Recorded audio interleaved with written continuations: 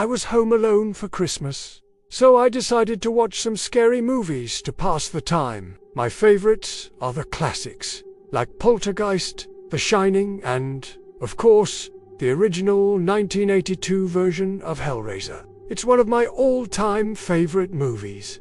So I popped that in the DVD player. About halfway through the movie, I heard a knock on the front door. I stopped the movie and went to the front door to see who was there. When I looked through the peephole, I could see the outline of a man standing on my porch. I opened the door a few inches and asked, "Who's there?"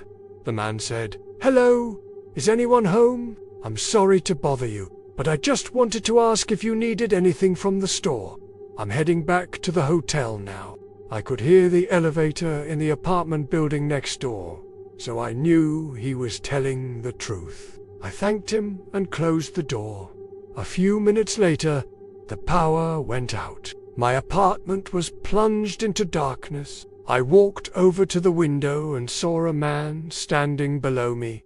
I recognized his face. He was the same man from the movies. I started to scream for help as I tried to find the door in the pitch-black hallway. When I finally found it and got outside, the man was gone. I called the police, but they couldn't do anything because there were no witnesses. They also said that it was most likely just a power outage. The next morning, after the power had been restored, I went to the kitchen to make some coffee. As I reached for the sugar, I noticed something strange. The sugar box was moving. I don't remember putting anything in that box. It was empty. Then I saw it again.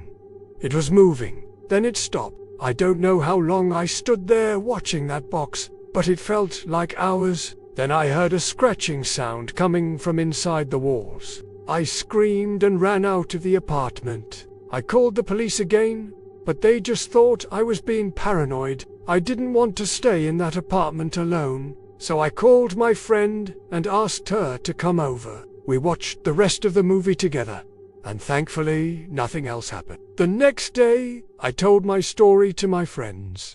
They all thought it was hilarious and suggested that I should make up a story about demons and pins. And that's exactly what I did.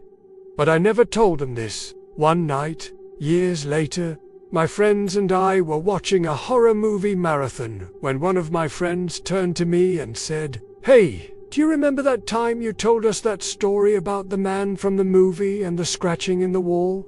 That wasn't a story, was it? I looked at him and smiled. "What are you talking about? That was just a story." He didn't believe me, but I didn't care. I knew the truth.